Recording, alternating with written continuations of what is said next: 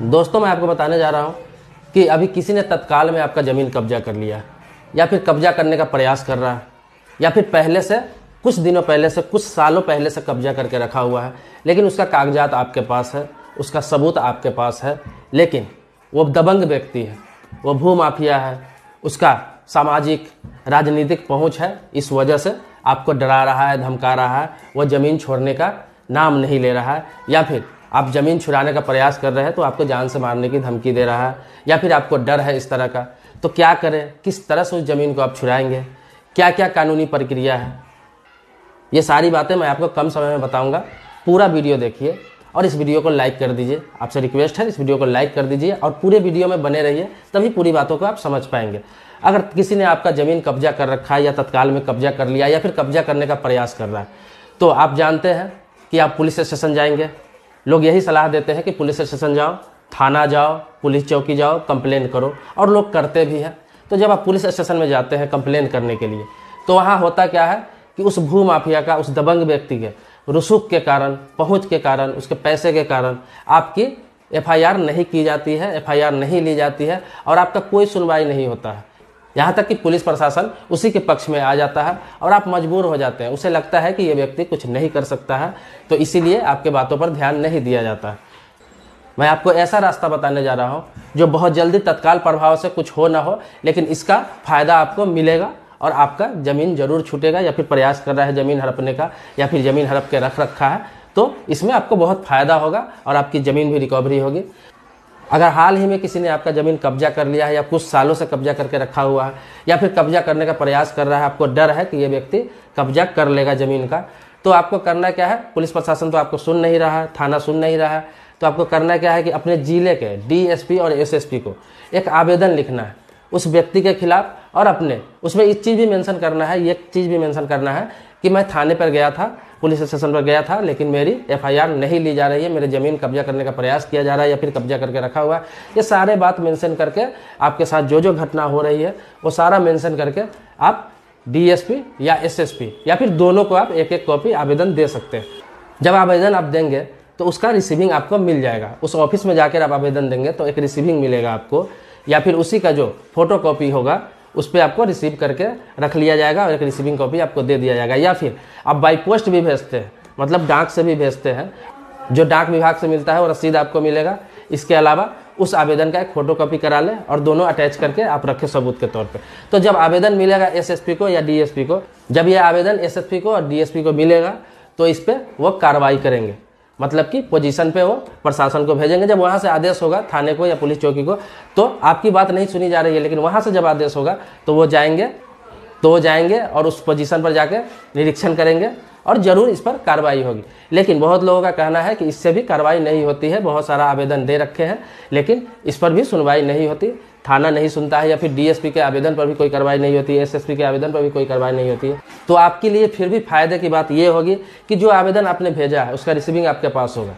तो जब जाकर आप कोर्ट में मुकदमा करेंगे, कहीं सुनवाई नहीं होगी, तब जाकर आप कोर्ट में मुकदमा करेंगे, फिर भी आपको फ़ायदा ये होगा कि कोर्ट में जब आप रिकवरी ऑफ पोजीशन का मुकदमा दायर करेंगे तो उस मुकदमे में ये आवेदन, ये रिसीविंग आपको सपोर्ट करेगा। उसमें ये साबित करेगा कि आपका ज़मीन बहुत पहले से कब्जा करने का प्रयास किया जा रहा है या कब्जा कर रखा है। किसी भी हालात में यह आवेदन आपको फ़ायदा ही करेगा। वह यह कि जब कोर्ट में आप रिकवरी ऑफ पोजीशन का मुकदमा दायर करेंगे तो वहाँ पर जब ये आवेदन का कॉपी लगाएंगे, इस आवेदन से ये साबित होगा कि आपका ज़मीन बहुत पहले से कब्जा करने का प्रयास किया जा रहा है, या फिर कब्जा कर रखा है, या फिर उस अपराधी को तैयारी था इस चीज़ का कि उसका ज़मीन कब्जा किया जाएगा। तो इसमें यह साबित करेगा। दूसरा ये है कि इस आवेदन से यह साबित होगा कि उस व्यक्ति का प्रतिकूल कब्जा नहीं है, मतलब कि बिना रोक टोक के वो व्यक्ति ज़मीन आपका कब्जा नहीं कर रखा है। आपने बीच में आवेदन दिया था उसे हटाने के लिए, लेकिन उसने हटाया नहीं।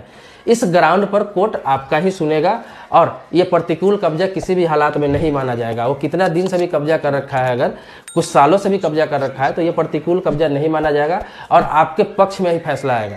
ये आवेदन आपका बहुत काम आने वाला है।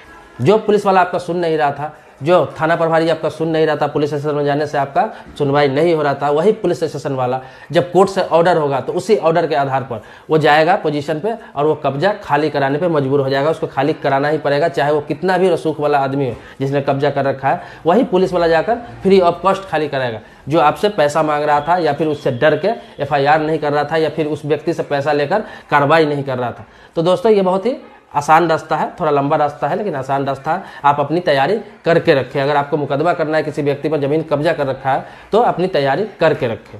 तो आपके ज़मीन पर किसी ने कब्जा कर रखा है कुछ सालों से, या कब्जा करने का प्रयास कर रहा है, या फिर लगता है कि ये व्यक्ति ज़मीन कब्जा कर लेगा, तो उसके खिलाफ आप आवेदन दे सकते हैं DSP को, SSP को।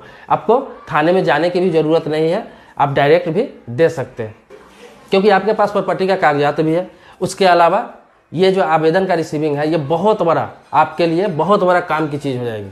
ये कोर्ट में बिल्कुल ही ये साबित कर देगा कि आपने प्रयास किया उसे हटाने के लिए, लेकिन वो हटाने के लिए तैयार नहीं है, ज़मीन छोड़ने के लिए तैयार नहीं है, या फिर कब्जा किए हुआ है, या फिर कब्जा करने का प्रयास पहले से ही कर रहा था ये व्यक्ति।